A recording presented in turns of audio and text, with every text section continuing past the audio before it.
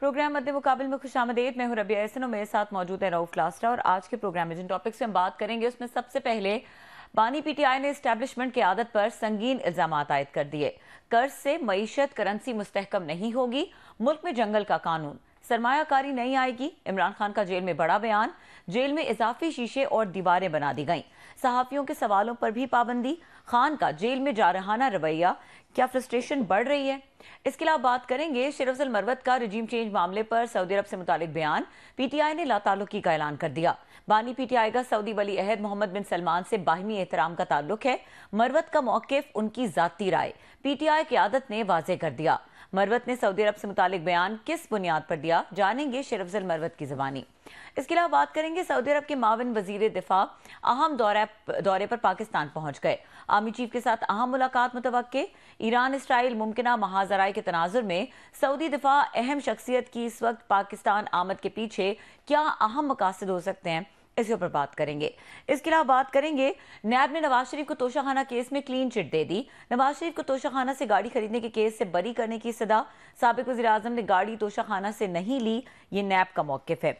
इन तमाम टॉपिक्स को आज के प्रोग्राम में शामिल करेंगे and classes of starting from जो बानी पीटीआई की इस वक्त स्टेट ऑफ माइंड है और जिस तरह से वो अच्छा, बड़ी अजीब सी बात है। एक दो मुलाकातों का पहले का जो अहवाल है उसमें ये था कि बुशरा बीबी ये काम कर रही थी, उनको रोक रहे थे।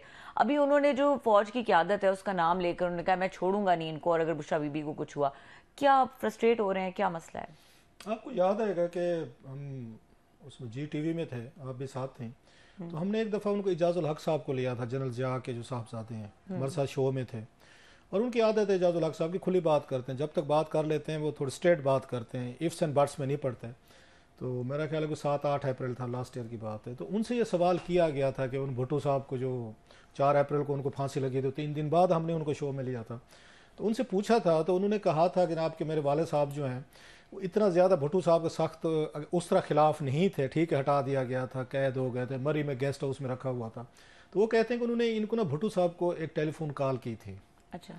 और उस कॉल के दरमियान उनके दरमियान तलखी हुई थी और भुट्टो साहब ने मेरे वाले साहब को बड़ी उन्होंने सीरियस किस्म की थ्रेट्स की थी। बाद में रिपोर्ट भी हुआ कि भुट्टो साहब ने उनको धमकी दी थी जनरल जिया को कि मैं आया बाहर तो मैं आता हूँ तो मैं देख लेता हूँ, क्योंकि कोई जो प्राइम मिनिस्टर हो कभी सोच नहीं सकता उनका जो माहतियत आर्मी चीफ है जिसको उन्होंने कुछ अर्सा पहले खुद ही चीफ लगाया है वो उनको कैसे कैद कर सकता है। या बंदे की अपनी एक अपने बारे में असेसमेंट होती है कि मैं इतनी बिग चीज़ हूँ मैं, और होना भी चाहिए कि आप इस मुल्क के प्राइम मिनिस्टर हैं, आपके हाथों से ही वो सारे लोग अपॉइंट हुए हैं, तो वही आपको अगर कैद कर लें साहब ज़ाहिर आपकी ईगो भी हर्ट होती है, आपकी अपने लिए एक गुस्सा भी आता है। It's understandable. सो भुट्टो साहब ने उनको थ्रेट किया, उनकी गुफ्तगू के दरमियान ये उनकी जो तलख ये गुफ्तगू हुई, उसके बाद वो कहते हैं कि हमारे वाले साहब जो हैं वो इस शायद वो नतीजे पर पहुँचे कि भुट्टो साहब का बाहर आना जो है ना वो मेरे लिए ठीक नहीं है। और आपको याद हो कि भुट्टो साहब बाहर भी गए थे उससे पहले, तो उन्होंने जाके जिस तरह की तकरीरें की थी तो उसके बाद उनको दोबारा कैद किया गया था। एक दफ़ा भुट्टो साहब जो है रिहा भी हुए थे 77 की coup के बाद, उनको वक्ती तौर पर फिर उनको बताया जाता है कि कैद किया गया था, जिसके बाद उनके जहन में आया कि नहीं भुट्टो साहब अगर आज़ाद हुए तो ये फ़ौज के लिए या फ़ौजी क़यादत के लिए जनरल जिया के लिए मसला पैदा करेंगे। सो उनका ये कहना था कि फिर, और लोग उस वक्त ये कहते थे, अब ये बात मैं अपनी तरफ से नहीं कह रहा, ये सुनने वालों को पता होगा कि वो अगर उस वक्त मशहूर हो गया था कि जनाब कब्र एक है और बंदे दो हैं, जनरल जिया और भुट्टो साहब के बारे में। तो मतलब है अब ये चीज़ें एक अंडरस्टैंडेबल भी होती हैं कि जो बंदा जेल में बैठा है, कैद में है, जिसको महसूस हो रहा हो मेरी पार्टी पे ज़्यादतियाँ हुई हैं या मेरे साथ हुई हैं, या अच्छा मेरा ख्याल खान साहब ज़्यादा जो गुस्से में आए हैं अगर मुझसे पूछें, अपनी हद तक तो बहुत सारी चीज़ें वो टॉलरेट करते रहे हैं, उस वक्त उनकी टोन टेनर बड़ा डिफरेंट था। ये सारे मामलात वो जज्बाती हुए हैं, अब इसको जज्बाती कहें, गुस्सा कहें, एंगर कहें, इसको थ्रेट कहें, जो आज उन्होंने बातें की हैं, ये बुशरा बीबी साहिबा के हवाले से वो बड़े सेंसिटिव हैं। ये हमेशा से रहे हैं खान साहब, अपने स्पाउसेस के हवाले से अगर उन पर कोई बात करें ना वो सेंसिटिव रहे हैं। एक दफ़ा तो मुझे भी उन्होंने, उस वक्त हमारे एक दोस्त थे तो वो कुछ उन्होंने ट्वीट्स किए थे, तो खान साहब ने मुझे भी कहा था कि आपके दोस्त हैं उनसे रिक्वेस्ट करें कि मुझ पर ट्वीट्स कर लें। मेरी बेगम उस वक्त ये थी, ये हो गई रिहाम खान साहबा थी, तो वो कहते मुझ पर ट्वीट्स कर लें तो मेरी उस पर बेगम साहबा पे ना करें। तो उन्होंने मुझे कहा था कि हमारे कोई दोस्त है मेरे, खैर मैंने उनसे रिक्वेस्ट भी की थी, उन्होंने खैर वो रिक्वेस्ट मान भी ली थी। तो ये कहने का मतलब ये कि खान साहब हमेशा से इस मामले में सेंसिटिव रहे हैं। अच्छा, बुशरा साहबा के हवाले से वो बहुत ज़्यादा सेंसिटिव हैं। आप कभी उनको देखें, उनका नाम बड़ी अकीदत से लेते हैं, मतलब है ये बड़ा कम होता है कि मियाँ बीवी में इस तरह का अकीदत वाला कोई रिलेशनशिप हो। खान साहब को आपको महसूस होता है कि अकीदत से, जब ये प्राइम मिनिस्टर थे और बशीर मेमन साहब जो हैं वो DGFIA थे, तो मुझे याद है इन्होंने उस वक्त जब लोग कोई इस पर सोशल मीडिया पे ट्विटर पे कोई उनके बुशरा साहबा की कोई फोटोशॉप तस्वीर लगाते थे या कमेंट करते थे, तो प्राइम मिनिस्टर हाउस से बाकायदा जाता था उनको, उनके आजम खान साहब उस वक्त कहते थे DGFIA को, बल्कि मुझे ये भी पता है उन्होंने 15 लोगों के नाम दिए थे इनको कि इनके खिलाफ आप FIA में इनके टेररिज्म केसेस पे ट्रायल करें, साइबर के जो इशू थे कि इन्होंने बुशरा साहबा के इन्होंने इस तरह की चीज़ें इन्होंने यूज़ की हैं, तो उनको समझाया गया था सर ये साइबर उस लाज में आता है, ये टेररिज्म के तहत नहीं हो सकते। कुछ जर्नलिस्टों के नाम भी थे, 2-3 एंकर्स भी थे, मैंने खुद देखे हुए हैं वो नाम जो थे। सो 15-20 के इन्होंने नाम दिए थे इमरान खान साहब ने कि इन पे टेररिज्म के केसेस करें कि बुशरा साहबा पे इस तरीके की उनको मॉक कर रहे हैं, इंसल्ट कर रहे हैं, ये चीज़ें कर रहे हैं। और उनकी उनसे नाराज़गी की वजह मेमन साहब से वन ऑफ द रीजन ये भी थी, बाकी भी थी, ये भी थी। सो खान साहब हमेशा से बड़े सेंसिटिव रहे हैं बुशरा बेगम साहबा के हवाले से, और अब उनको सजाएं हुई हैं जिनका वो ये बर्दाश्त नहीं करते थे कि कोई ट्वीट करे और या कोई उनकी तस्वीर पे कोई कमेंट इस तरह का गलत करके फेसबुक पे चढ़ा दे, वो करे, वो चाहते टेररिज्म के केसेस करें इन पे। अब ये पता चला कि उन्हीं ही बेगम साहबा को सजा हो गई है। 2 केसेस में हुई है ना, अगर मैं गलत नहीं कह रहा, एक इद्दत केस में थी और एक मेरा ख्याल है वो जो तोशा खाने वाले केस में थी। चले वो तोशा खाने वाली हद तक भी ठीक था, अब इद्दत वाला केस इट्स वेरी एम्बैरेसिंग। इस वक्त अगर देखा जाए तो उसको अभी तक सस्पेंड तो नहीं हुआ। सो दूसरे लफ्जों में खान साहब की जो उनकी इस वक्त स्टेटस है दैट्स वेरी डिस्टर्बिंग वन, कि अदालत ने जिस तरह का फैसला दिया है, कल को और उन पे एप्लीकेशंस आ सकती हैं कि जनाब अब इस पे फर्दर इसको लेकर चलें केस को। अभी तो उन्होंने उसको नल एंड वैड करार दिया ना कि जो कुछ हुआ था गलत हुआ था, या इद्दत का टाइम था, बला बला चाहिए। इसकी और भी कम्प्लिकेशंस हैं और भी कंसिक्वेंसेस, अगर उनके मुखालफिन आगे चल पड़े तो ये मजीद होगी। सो खान साहब के जो अंदर का एक एंगर है, गुस्सा है।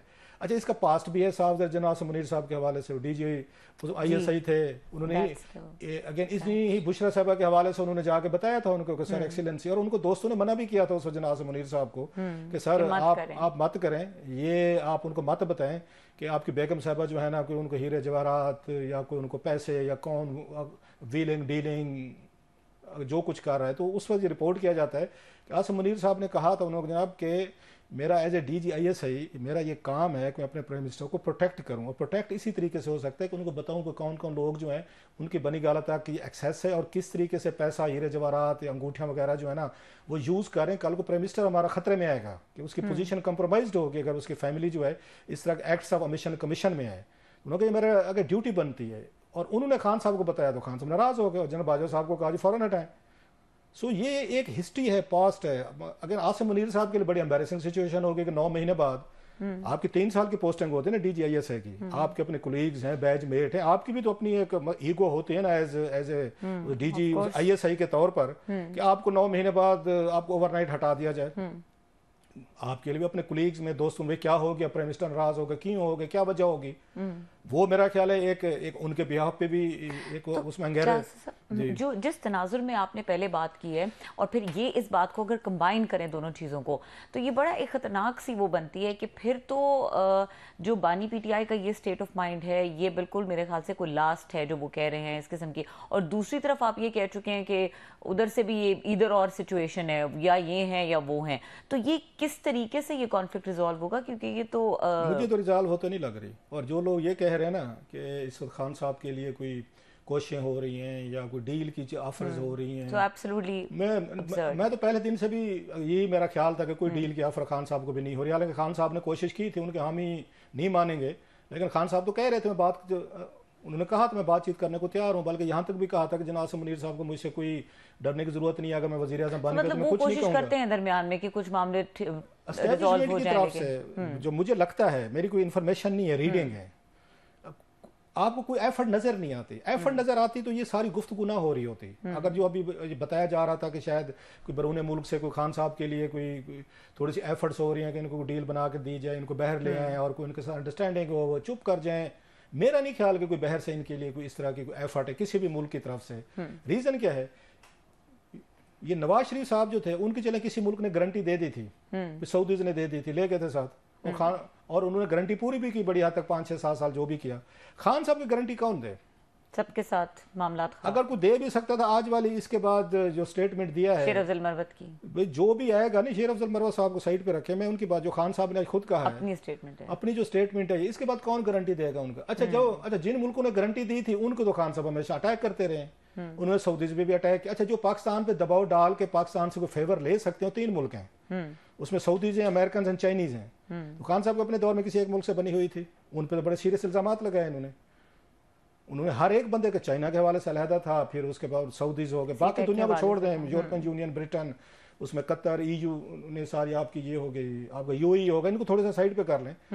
3 मुल्क वो हैं, इनमें से किसी मुल्क का भी दबाव पाकिस्तान पे आए ना, तो पाकिस्तान उसको स्टैंड नहीं कर सकता। हमारी अपनी मजबूरी है, वट एवर जो भी है, स्ट्रेटेजिक हैं, फाइनेंशियल हैं, दोस्त हैं, मोहब्बतें, प्यार हैं, जो भी हैं।